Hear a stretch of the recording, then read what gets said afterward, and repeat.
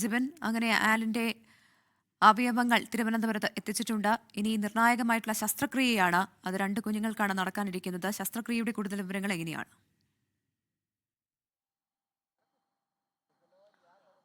തിരുവനന്തപുരത്ത് ഇപ്പോൾ 2 ഇടങ്ങളിലെയാണ് ശസ്ത്രക്രിയ നടന്നുകൊണ്ടിരിക്കുന്നത്. ഒന്ന് കിംസ് ആശുപത്രിയിലും മറ്റൊന്ന് തിരുവനന്തപുരം മെഡിക്കൽ കോളേജ് ആശുപത്രിയിലെ സൂപ്പർ സ്പെഷ്യാലിറ്റി ബ്ലോക്കിലുമാണ് ഈ ശസ്ത്രക്രിയ നടന്നുകൊണ്ടിരിക്കുന്നത്.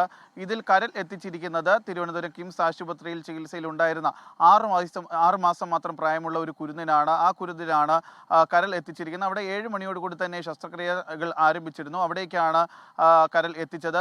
ഉടൻ തന്നെ ഈ കിംസ് ആശുപത്രിയിലേക്ക് കരൾ എത്തിച്ച ഉടൻ തന്നെ ശസ്ത്രക്രിയ നടക്കുന്ന ഓപ്പറേഷൻ തിയേറ്ററിലേക്ക് എത്തിക്കുകയും ഇപ്പോൾ അവിടെ ശസ്ത്രക്രിയ വിജയകരമായി തന്നെ പുരോഗമിച്ചുകൊണ്ടിരിക്കുകയാണ്. മറ്റൊന്നെന്ന് പറയുന്നത് വൃക്കയാണ്. വൃക്ക സ്വീകരിക്കുന്ന കുട്ടിയുടെ ശസ്ത്രക്രിയ നടന്നുകൊണ്ടിരിക്കുന്നത് തിരുവനന്തപുരം മെഡിക്കൽ കോളേജ് ആശുപത്രിയിലെ സൂപ്പർ സ്പെഷ്യാലിറ്റി ബ്ലോക്കിലാണ്. അവിടെയും ശസ്ത്രക്രിയ നടന്നുകൊണ്ടിരിക്കുകയാണ്.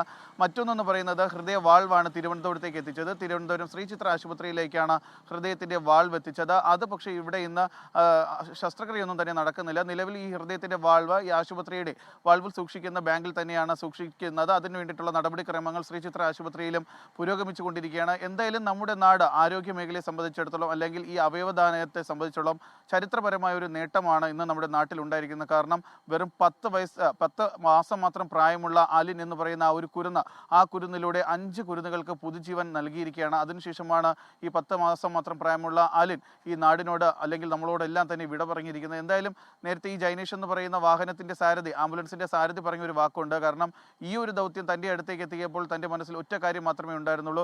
തൻ്റെ ഭാഗത്ത് നിന്ന് യാതൊരു വീഴ്ചയും ഉണ്ടാകാതെ വിജയപൂർവ്വമായി തന്നെ ഈ അവയവങ്ങൾ തിരുവനന്തപുരത്തേക്ക് ലക്ഷ്യസ്ഥാനത്തേക്ക് എത്തിക്കണമെന്നുള്ളത് അത് തനിക്ക് പൂർത്തീകരിക്കാൻ സാധിച്ചിട്ടുണ്ട്.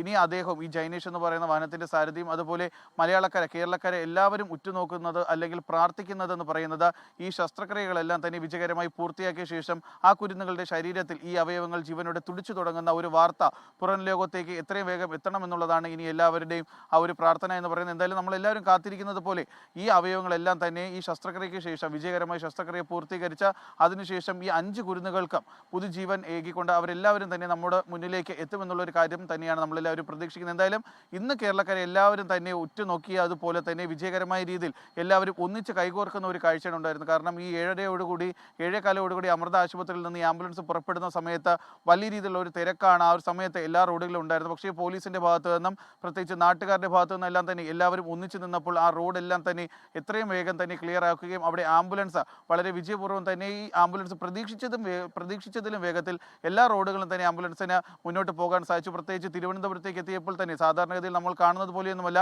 തിരുവനന്തപുരത്ത് ഏറ്റവും തിരക്കേറിയ റോഡിൽ കൂടിയാണ് ഈ ആംബുലൻസ് സഞ്ചരിച്ചത്. പക്ഷേ അവിടെ എല്ലാം തന്നെ പോലീസിന്റെ നേതൃത്വത്തിൽ ഈ വാഹനങ്ങളെല്ലാം തന്നെ മാറ്റിക്കൊണ്ട് റോഡ് മുഴുവനായി ക്ലിയർ ചെയ്യാൻ സാധിച്ചിരുന്നു. അങ്ങനെ വെറും 3 മണിക്കൂർ 10 മിനിറ്റ് കൊണ്ടാണ് എറണാകുളത്ത് നിന്ന് ഈ ആംബുലൻസ് തിരുവനന്തപുരത്തേക്ക് എത്തുകയും അവിടെ കിംസ് ആശുപത്രിയിലും മെഡിക്കൽ കോളേജിലും ശ്രീചിത്രയിലും വിജയകരമായി ഈ അവയവങ്ങൾ എത്തിക്കുകയും ഇപ്പോൾ ശസ്ത്രക്രിയ പുരോഗമിച്ചുകൊണ്ടിരിക്കുകയും ചെയ്യുന്നത്. പ്രവിത, ലോകത്തെവിടെയായാലും ഏത് സമയത്തും 24 വാർത്തകളും ഓഗ്മെന്റഡ് റിയാലിറ്റി പാക്കേജുകളും എക്സ്പ്ലെയിനറുകളും വിശദമായി കാണാൻ ഞങ്ങളുടെ യൂട്യൂബ് ചാനൽ നിങ്ങൾക്ക് സബ്സ്ക്രൈബ് ചെയ്യാം.